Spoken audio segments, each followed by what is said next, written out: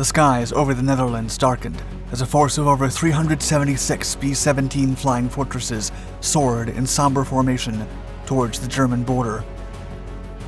The strategic bombing mission was of unparalleled scale and reach. The bombers were to pierce the very industrial heart of Germany and pummel the Luftwaffe's manufacturing capabilities in preparation for D-Day. Squadrons of P-47 Thunderbolts ascended from nearby airfields to escort the big bombers as they entered German airspace, and as if called on cue, droves of German Messerschmitt Bf 109s swooped down from the clouds and clashed against them.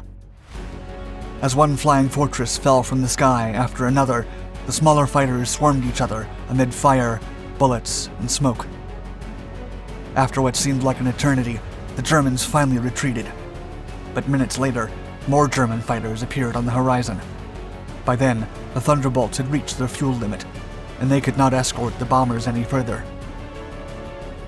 With a heavy heart, the P-47 pilots turned back and reluctantly abandoned the flying fortresses as they plunged into one of the darkest chapters of World War II.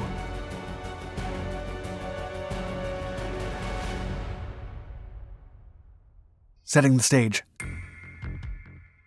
In 1943, all actions on the Western Front were aimed at setting the stage for the unprecedented Operation Overlord that would take place in the following days and culminate with the invasion of France by the Allied powers.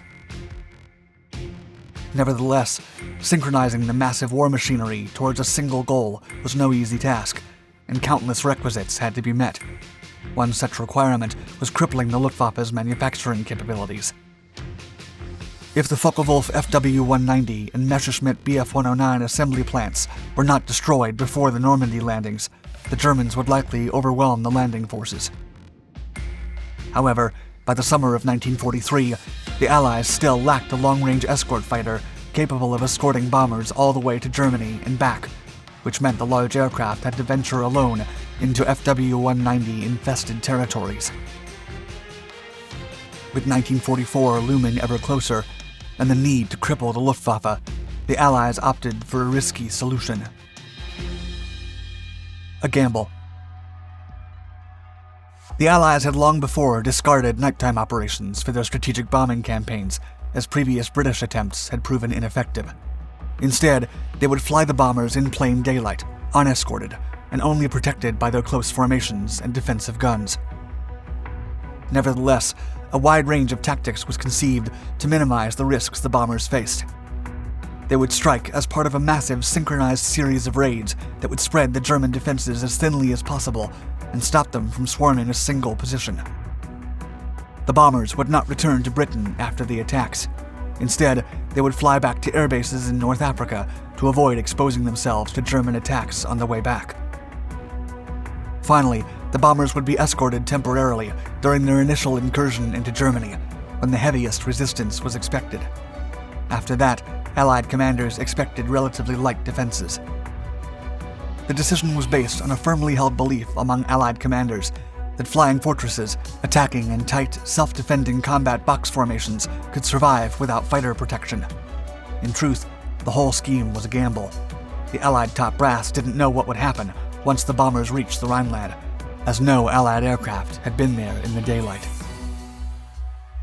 Going in. On August 17, 1943, the nearly 400 flying fortresses of the 8th Air Force took off from several airfields in southern England. The sheer number of aircraft attempting to assemble in a close formation made the mission's onset incredibly risky. The weather was lousy, visibility was less than ideal, and it took over 3 hours for all the bombers to make it into the formation. Some pilots would later remark that it was a miracle that there was no mid-air collision with so many heavy aircraft flying so close to each other.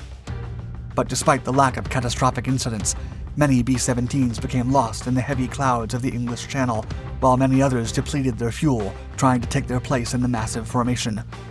Close to 70 bombers had to return to England before reaching the Netherlands.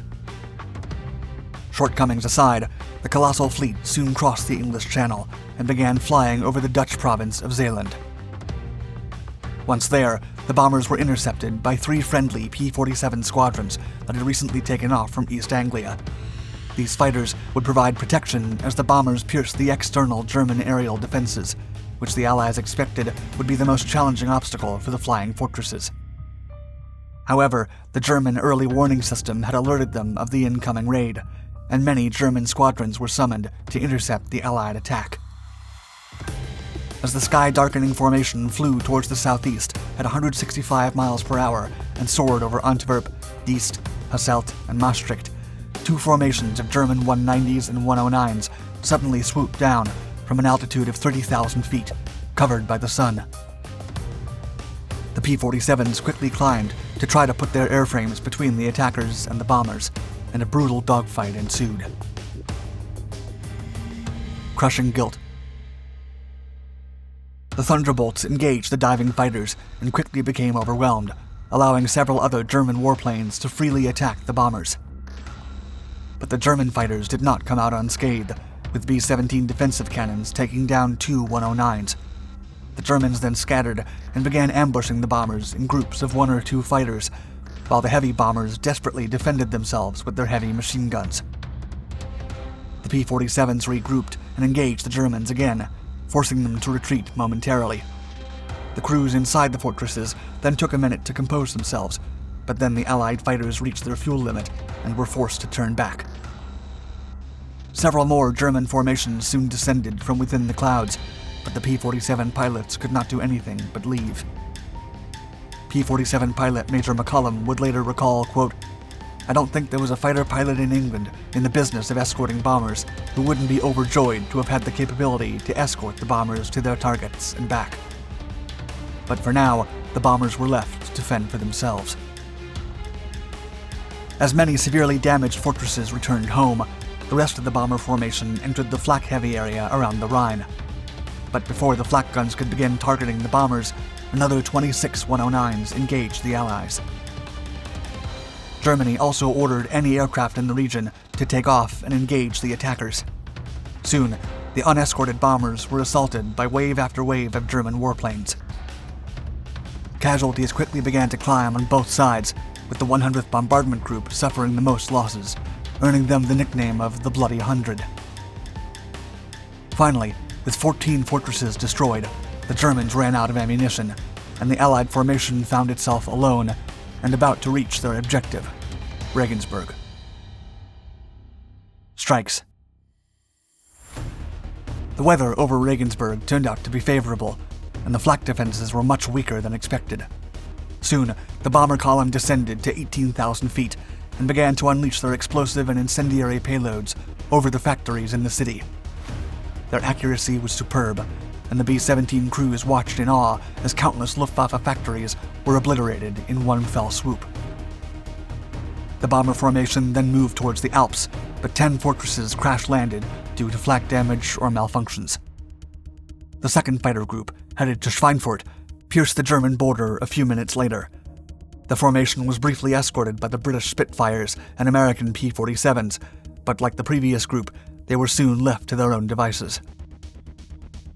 Despite several diversion attempts, the second group was met by a much better organized German counterattack. Over 300 Luftwaffe fighters engaged the unescorted bombers, mere seconds after the last P-47s were forced to leave.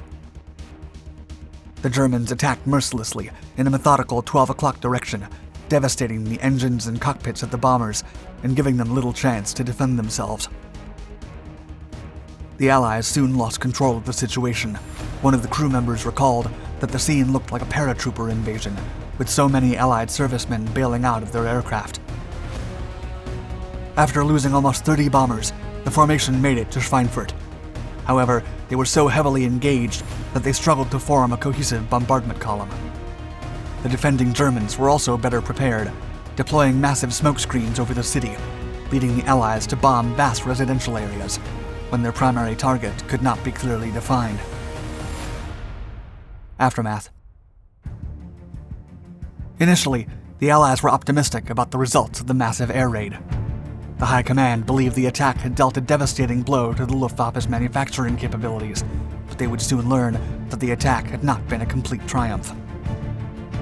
The 8th Air Force was utterly devastated by the raid, losing 60 bombers and over 100 men, while about 100 bombers were severely damaged. They also thought that over 200 German warplanes had been shot down, but later reports would only confirm the destruction of 21 fighters. Meanwhile, the strikes in the cities only provided an 8-week production delay. As the weeks passed, the Allies acknowledged the raid had been a disaster, and the idea of sending unescorted bombers to Germany was unsustainable. Nevertheless, even if the Allies could not have known it then, they had destroyed one of the factories that manufactured pieces of the Messerschmitt Me-262, the first jet fighter in the world. Thanks to the operation, the German jet was delayed for several months, helping the Allies cushion the blow of its eventual incursion into the war. The daring raid was ultimately a bittersweet affair, mainly due to the lack of an adequate bomber escort over Germany. Nevertheless, the fate of the war was about to shift with the introduction of the P-51 Mustang. Thank you for watching Dark Skies. Look for our in-depth story of the P-51 Mustang, and don't hesitate to click on your screen to check out our other Dark Documentaries channels, where we publish new content regularly. Stay tuned.